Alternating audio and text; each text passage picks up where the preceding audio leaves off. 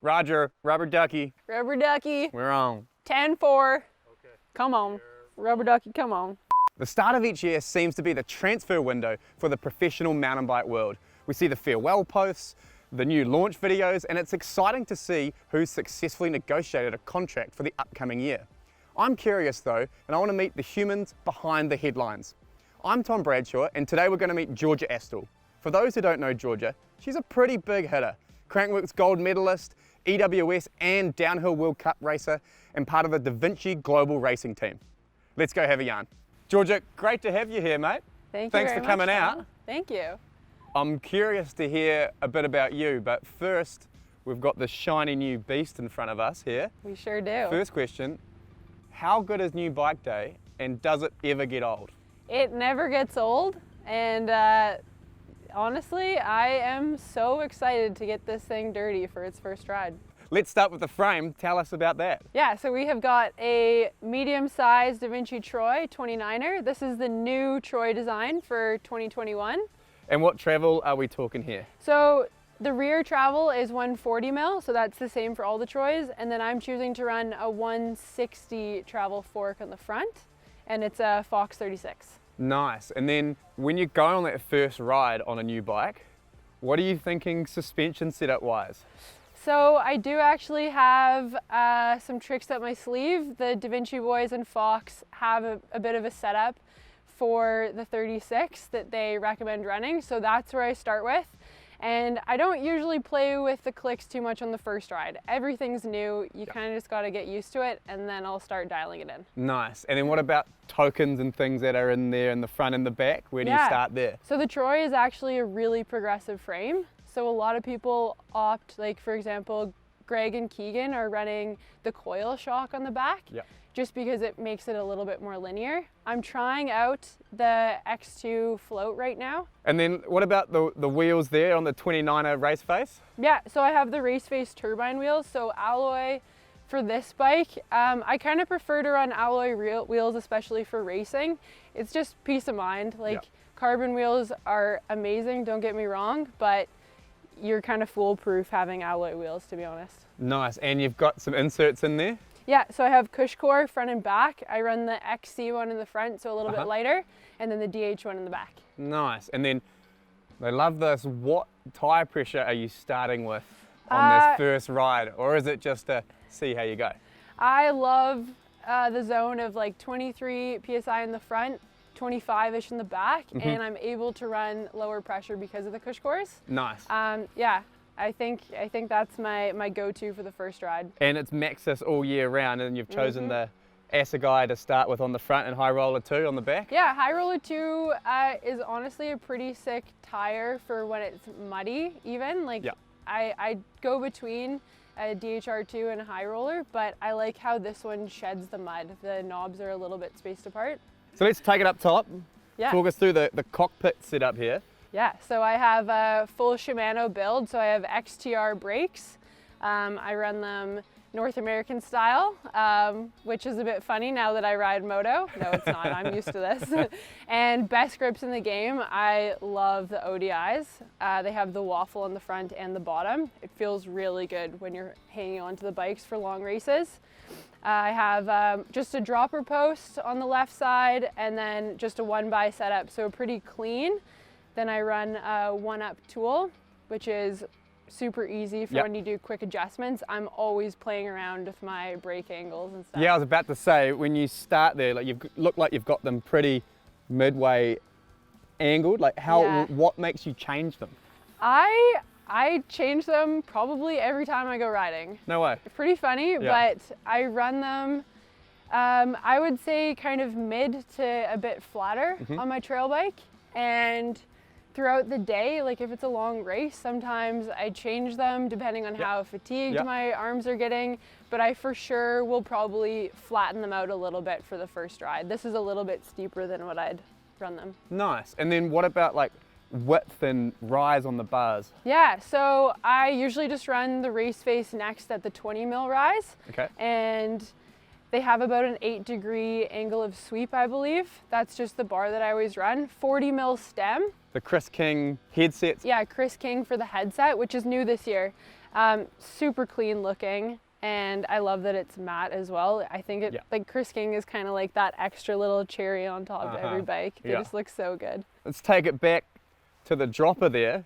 How long's that guy? It looks like it So- slides in pretty spot on. Really excited about this. I opted for a 170 mil dropper because this way I figured I was the perfect height to have it fully slammed, collars out of the way. I'm very excited about the 170 this year. Brakes and drive chain. Looks like the Shimano setup there. Yeah. Anything in particular about the brakes? What rotor size do you start with on a trail bike? Yeah, so I actually am trying 203 front and back. I think this is gonna be my first trail bike with 203, so with beefier rotors, usually I'm a 180 in the back. And I have, yeah, full XTR build, so 12 speed group set. Yeah, it's so clean. Instantly on the way over when I was shifting, it's the best drivetrain setup I could think of. Yeah, nice. And the pedals look pretty dialed. Yeah, the full Stealth HT trail pedals. I run them no pins. That's awesome, and it looks like handy little chain guide there to hold that on too. Yeah, so I got the little E13 guy to keep her going in the front, and then the Troy comes with a really nice chain slap padding, as well as some good rock protection on the bottom. So this thing's pretty quiet stock. I won't have to do much else to make it any quieter. And I can't help but notice that tidy front mudguard there. Yeah, so these are the RRP guards. I had them for the first time last year. So it basically just bolts on to your arch. Any Georgia Estel specials? Yeah, I'll definitely chuck frame protection on it.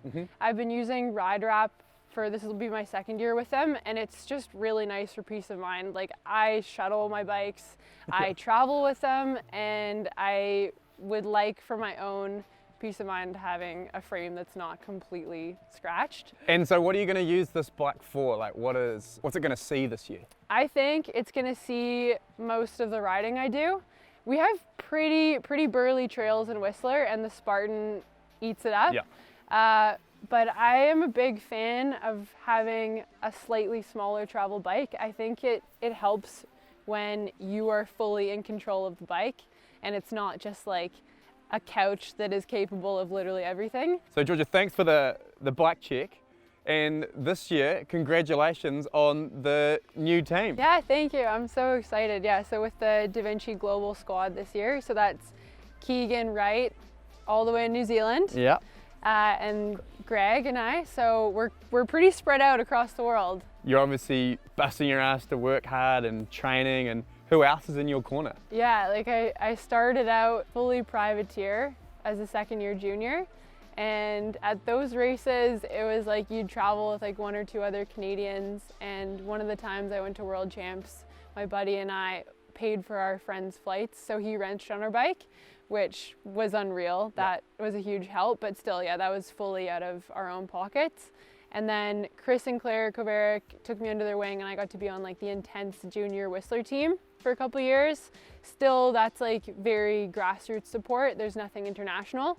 And then DaVinci is when it really picked up, and I was able to have a presence when I'd go overseas. And at least there's someone you know. You can walk into the tent, and when you have an emergency, you're not like scrambling for local European bike shops, trying to explain that you need this part. Yeah, it's been amazing now that DaVinci's picked me up, and they have a Canadian presence in Europe. It's unreal. What did you wish maybe like 18-year-old Georgia knew when she was 18 going to Europe for that time, and maybe like what would you share to someone kind of trying to hit that path now? Yeah, I think my whole trajectory of racing, it's definitely been like a slow burn, because that's just how I am. I don't think I ever would have been able to commit to one discipline for a whole year. I think this is perfect where I'm at. Crankworx, enduro, picking and choosing my favorite spots as well. So I think for me, this was the right path. But for a lot of kids that I've been coaching recently, I do a lot of coaching in Whistler. It does kind of make me a little bit worried how single track minded a lot of the parents and kids are, that biking is their one and only and that's going to be what they do for the rest of their life. That would freak me out as a kid. So I'm really happy that I am able to stay so well-rounded and have all these other sports that I love to do. And I think it's really important to keep the hunger and the drive alive for biking for me, that in the winter I can go and have fun on my snowboard too. Nice. And then what about like, in terms of like do you have a manager and someone that helps you with other things off the bike and negotiating contracts and things like that? Or is that, No, that falls on Georgia? That's a me job, Yeah. which, yeah, negotiating has never been a strong suit of mine. And it was funny, in the fall I was listening to audiobooks just to be a little more assertive with myself. I feel like it's hard to get into the pattern of saying what you're worth, and it's very important, because if everyone goes below their worth, then the industry can't grow. So this year I was very, very sure that I was gonna stay strong with what I know I am worth, and it worked out. Like I'm really happy with where I'm at, and I'm happy with how more opportunities are coming towards me, and I'm able to say what I really want from it. Yeah, and I think, yeah, I mean, like, is there any other tips you might share to, younger or even people just trying to get into the industry? Like, any idea there? Yeah, I think it's really important to find a coach or a mentor, because it is hard to navigate this industry. There's no, since especially for Canada, it's not recognized as a national sport in the Olympics. There's no way to easily jump up the ladder. It's kind of all over the place. You're in a grassroots race, and then you're like, well, what's next? And all of a sudden you're in Europe and you don't have any support. So I think it's really important to find someone that can show you the way and give you a bit of a hand, because it just makes the jump so much smoother. Just keep it fun. Just keep it fun. That's number one. We bike because we love it, and it doesn't have to be, like, if it's stressful or not fun, then something has to change. Maybe find another hobby. If biking is your only thing, I think it makes it that much more fun if you are learning something else again. Love it, love it. Well, thanks so much for coming down and the time. It's been awesome chatting with you, and good to catch up. I think it's time we should go get this thing dirty and go for a ride. Yes, let's do it.